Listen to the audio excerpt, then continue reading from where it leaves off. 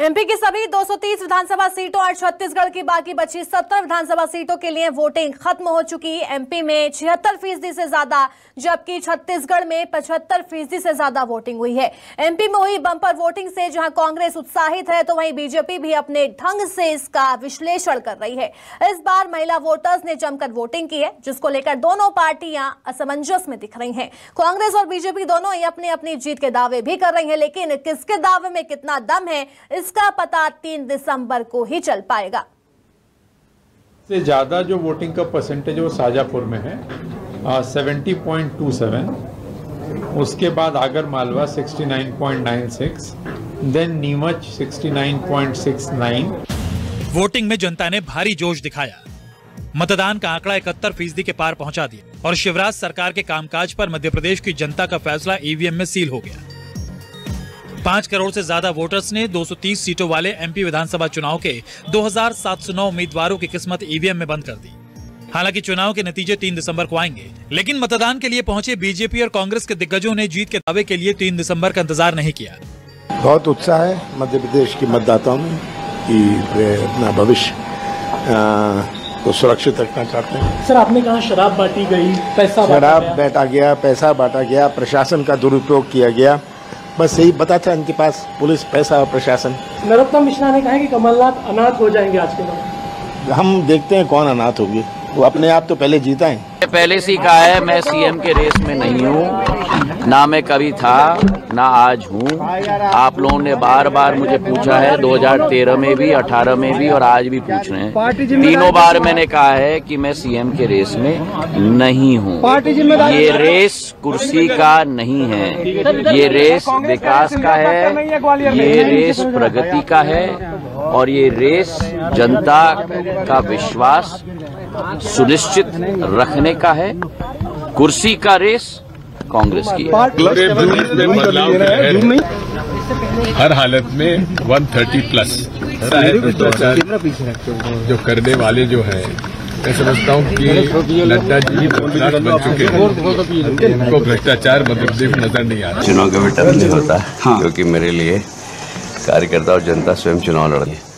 ये पार्टी की रणनीति थी कि वरिष्ठ कार्यकर्ताओं को भी लड़ाना है और उसमें हमेशा विपक्ष को चित करना, ये हमारे वरिष्ठ नेताओं का एक विशेष गुण रहा है। ऐसा है कि उनका एक गुण रहा है कि हमेशा विपक्ष को पछाड़ना। जब ये निर्णय लिया गया कि वरिष्ठ लोगों को लड़ाना है तो कांग्रेस 6 महीने तक तो बेहोश रही, उनको समझ में नहीं आया कि क्या निर्णय ले। हर बार मैं कहता था 155 सीट आएगी कांग्रेस की। आज भी मेरा प्रेडिक्ट वही है कि कांग्रेस पार्टी की प्रचंड बहुमत की सरकार बन रही है, बदलाव की सरकार बन रही है।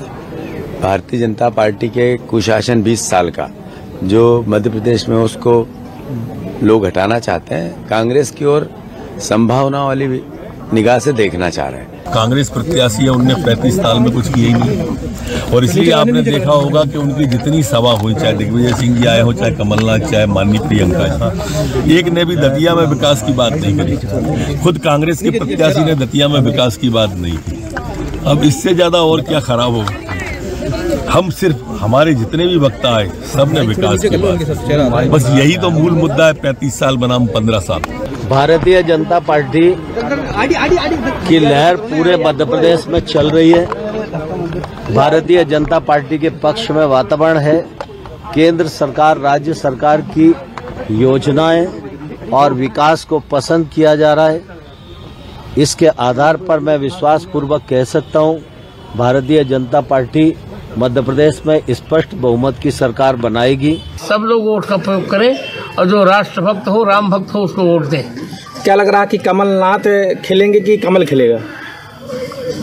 ये सब बात तुमको आज नहीं करनी चाहिए। किन मुद्दों को लेकर के मतदान किया आपने? क्या सोचा चित्रकूट के विकास को लेकर, राम को लेकर, राष्ट्र को लेकर, चित्रकूट के विकास को लेकर, सनातन धर्म की रक्षा को लेकर। मध्य प्रदेश के मुरैना में मतदान के दौरान हिंसा भी हुई। यहां दिमनी विधानसभा के पोलिंग बूथ क्रमांक 148 पर सुबह मुंह पर कपड़ा लपेटे कुछ लोगों ने पथराव शुरू कर दिया। दोनों तरफ से फायरिंग भी हुई। हिंसा के बाद वहां भगदड़ जैसे हालात बन गए। सुरक्षा कर्मियों ने तुरंत एक्शन लेते हुए उपद्रवियों को खदेड़ दिया।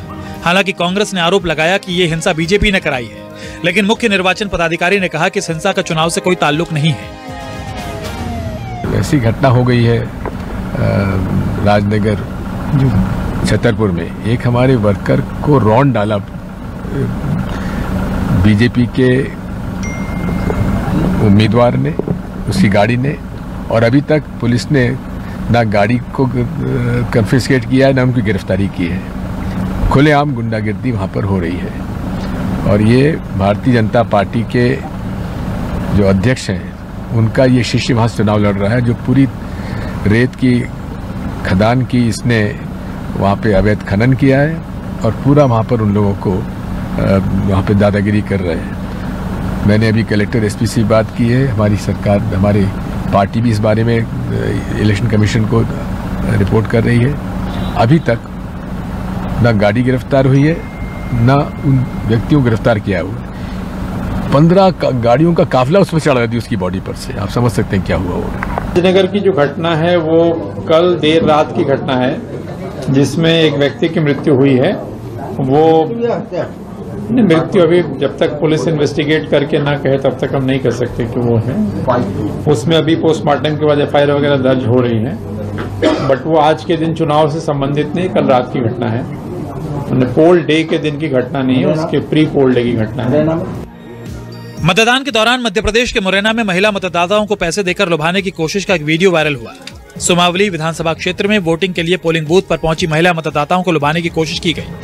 आरोप है कि मुंगावली सरपंच ने इन्हें पैसे देने की कोशिश की। हालांकि न्यूज 24 इस वायरल वीडियो की पुष्टि नहीं करता है। एमपी की ही तरह छत्तीसगढ़ विधानसभा चुनाव में भी जनता ने खूब जोश दिखाया और 90 विधानसभा सीटों वाले छत्तीसगढ़ की 17 सीटों पर शाम 5 बजे तक मतदान का आंकड़ा 68% को पार कर गया। मतदान करने पहुंचे छत्तीसगढ़ के मुख्यमंत्री ने एक बार फिर से कांग्रेस की जीत का दावा किया, तो बीजेपी ने कहा कि सूबे में इस बार परिवर्तन तय है।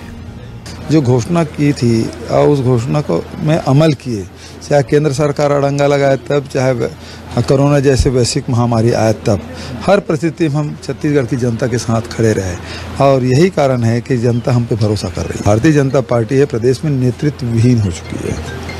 पुराने लोगों को फिर से उन्होंने टिकट दे दिया, अब तो स्थिति और ख़राब हो गई। पहले तो उम्मीद कर रहे थे नए चेहरों को मौका देंगे, वही प्रेम प्रकाश पांडे, ये सारे वही चेहरे हैं जिसको 5 साल पहले नकार दिए थे। अब उसको फिर से टिकट दे दिए तो जनता में निराशा तो थी ही। अब उस बात को भारतीय जनता पार्टी ने भापा और ये कहीं नहीं गए। केवल केंद्र के जो मंत्री हैं, प्रधानमंत्री हैं, गृह मंत्री है, रक्षा मंत्री है, कमा संभाले हुए थे। अब बीजेपी के न उसके बातों पे लोग विश्वास कर रहे हैं, न उसके दावे पे कोई विश्वास करेगा। तो ये साफ है कि जनता के मन में बदलाव की जबरदस्त सोच है और अंडरकरंट भी पूरे छत्तीसगढ़ में दिख रहा है। लोगों में आक्रोश है सरकार के 5 साल की असफलता के लिए, और भूपेश बघेल ने जिस प्रकार भय, आतंक, लूट और का राज चलाया है, जनता इसे को बदलना चाहती है और ये बदलाव निश्चित रूप से इस चुनाव में जनता के वोटों से प्रकट होगा। When they go for a symbol, they have thought about what would be delivered by that party in a totality, and then they vote for the party. Chhattisgarh की 20 विधानसभा सीटों के लिए 7 नवंबर को ही वोट डाले जा चुके थे। मध्य प्रदेश और छत्तीसगढ़ विधानसभा चुनाव के नतीजे 3 दिसंबर को आएंगे। राजस्थान, तेलंगाना और मिजोरम का जनादेश भी उसी दिन सामने आएगा।